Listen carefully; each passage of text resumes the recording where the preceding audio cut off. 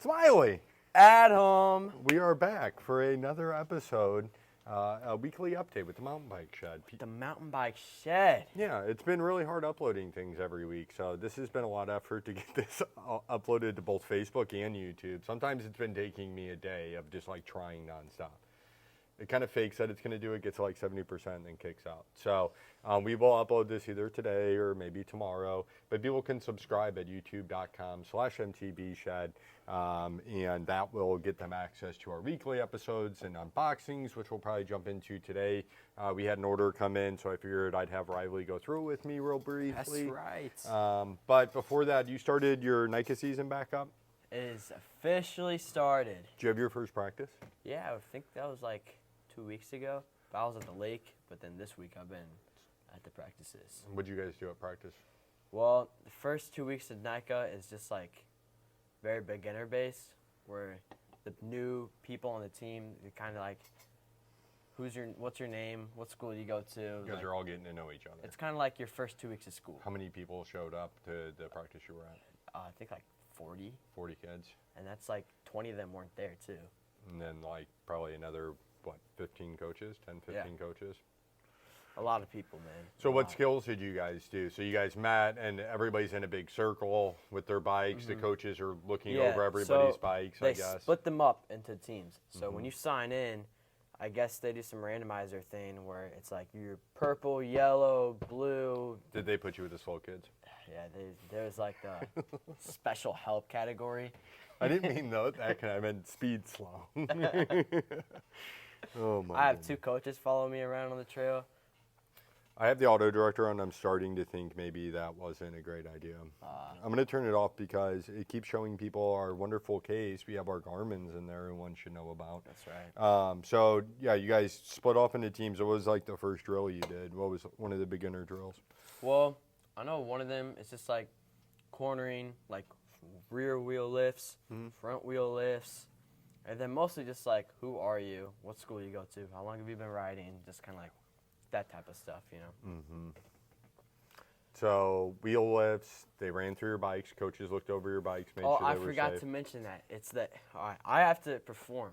Okay, I've been NICA brainwashed into this. All right, so first we got A, which is axle. So you're gonna wiggle around that wheel, make sure the wheel ain't coming off. You know what I'm saying? This is also basically what I've asked you to do for when we check in a bike at minimum. Shout out to Adam, guys. You're welcome. You were prepared. And then we got B, which is brakes.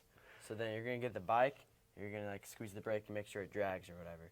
And then C is for chain. Make sure it's not too slack. Make What are you sure trying to it's spot out?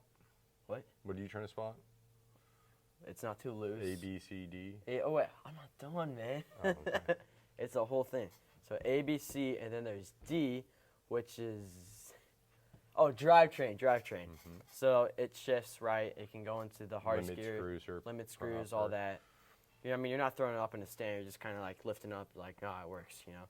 And then there's E for everything. Like, is your stem loose where it's going, or your headset or whatever, and it's creaking all over, and kind of just get a whole, and your tire pressure, which I guess is included in everything.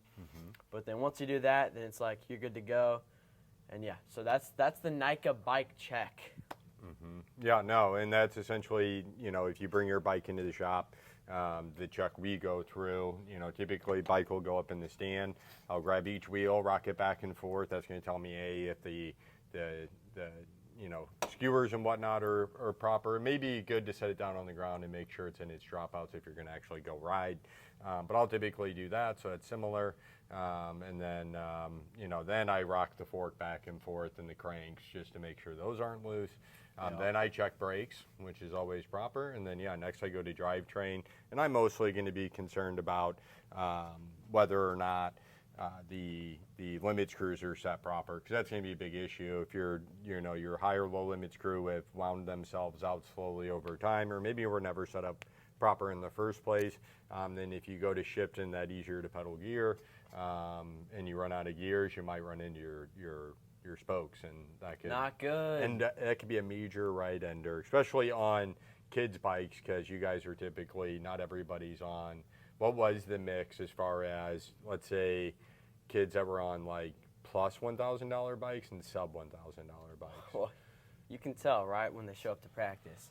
First, it's like you can tell the geometry's a lot different. Okay. Because these cheaper bikes, they're not going to go, let's make sure we have the most efficient seat tube hit angle and then the headset angle. It's kind of just like, what happened 10 years ago, and let's throw it together real quick. So they kind of throw up what happened like 10, 5 years ago. Older frame technology. Older frame. True, sure. The parts can be okay, but, I mean, as long as they're like Shimano or SRAM, it's whatever, fine. But when they are like these random brands that you never heard of. Well, yeah, and I mean, you work at a bike shop, so you kind of know the difference between kind of quality of parts that, most kids aren't obviously going to really take note of as much.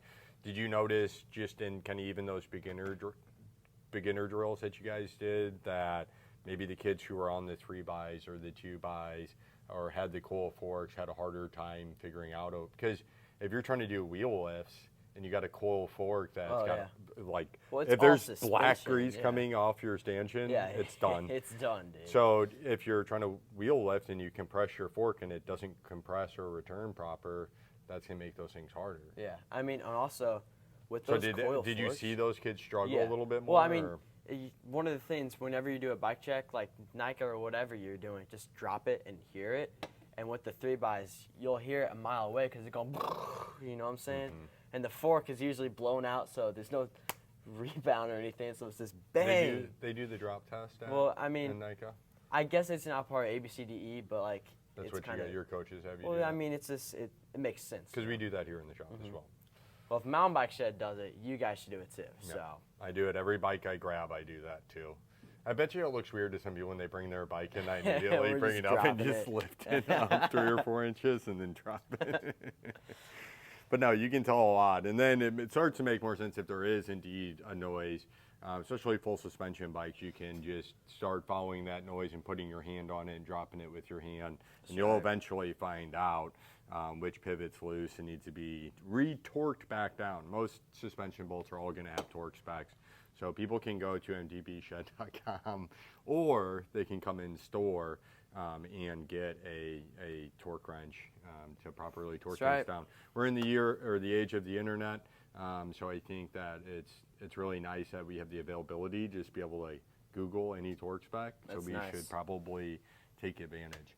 Back in the day, people would have to on your workbench, you just have numbers written down everywhere. Yeah, back in my old days, that's what I'd do. Mm-hmm.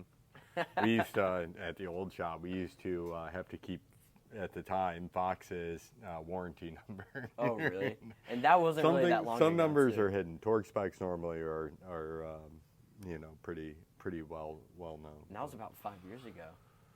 Right? Yeah, 5 years ago. Yeah, it is what it is. And we really haven't had to warranty much suspension stuff lately. I think maybe they figured it out. Well, I mean, Suntour's warranty is 3 months on the seals, and then the seals is the first thing they break, and then. Oh, sure, yeah. We just don't warranty Suntour. Yeah. If you run into an issue where if you do have a coil fork on your bike and you're watching this and you do have the oil coming out and it's not working properly, you just need to replace it with an air fork. I mean, it's they last about 60 to 100 miles typically. And let's pretend you're NICA. Once we're mid-season. Okay, hold on. Let me close my eyes. All right, I'm pretending. All right, he's pretending, right? So he's a NICA, right? Pretty much every practice is probably 10 or so miles. Mm-hmm. You're doing street, you're doing trails, whatever. So there's 3 practices a week. And let's say you get 30 miles the one week, and then the next week you have 60. Bang, done. Your coil could already be exploding. Yep. Just get an air fork. It's so much better. Yeah, and I'm always very clear with customers who are buying mountain bikes, especially for dudes your age. I've got a kid who we just got set up on a nice Trail X, the Jamis Trail X to 27.5. Jamis is really the first to really kind of go full bore in 27.5 bikes back in almost 20 years ago, I guess. But so they make the Trail X, which is really cool for younger guys. It's nimble. Right. But if you jump it, or like I told this kid, I was like, dude, you can't you're not going off drops and stuff, right? And he's like, no, more cross country. So that's how it always starts. It's still going to be an issue, but You know, you just cannot go off. If you're going to go off, if you go off a drop or a jump, you just destroyed your coil fork. It specifically says on it that it's not for that. Oh yeah, you can see it. It's like not for a giant yellow sticker. Or free whatever. Giant yellow sticker. Giant yellow sticker, yeah. But yeah, and I mean, you know, so if you're replacing a coil fork, you know, some bikes will have like a tapered head tube, and then they'll have an adapter to bring it down to a straight steer. Your coil fork's probably a straight steer. That's part of the money savings that's happening is you're on, again, old standards like Riley was talking about. The cheaper bikes are going to have, you know, frame geometry from, you know, 10 years ago.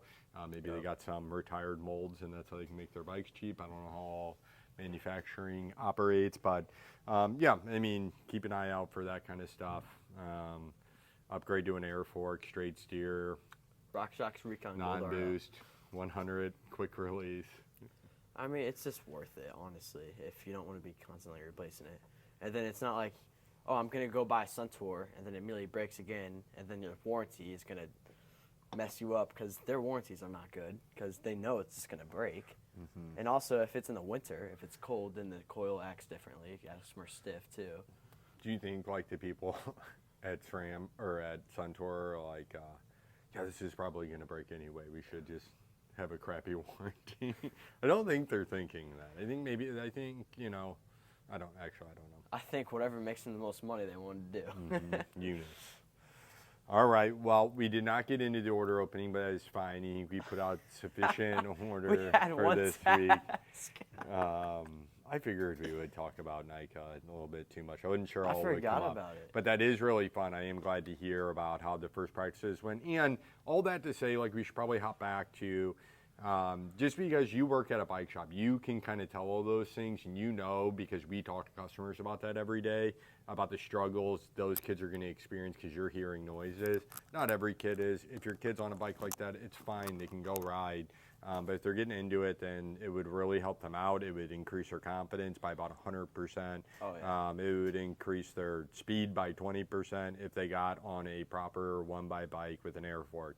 And if you want one of those, you can have us order you. And a Jamis High Point is $1,249. Comes with an air fork. It's got routing for a dropper. It's got through axles. It's got boost spacing. It's got tubeless rims and tires. Oh my God. Vittoria's on there. Oh, it's so beautiful. And then you can come and demo the 3VO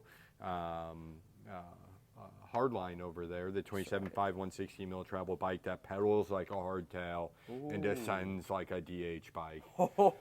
It's crazy. It's $37.99, but we do have one here available for demo. You take it up to the bike park located here in the parking lot. So come and see us. Bring a helmet, bring your shoes, bring your knee pads, bring your gloves, and go ride a bike up at the park. That's right. We'll see you here. I thought I said that wrong. Ride a park up at the bike, but I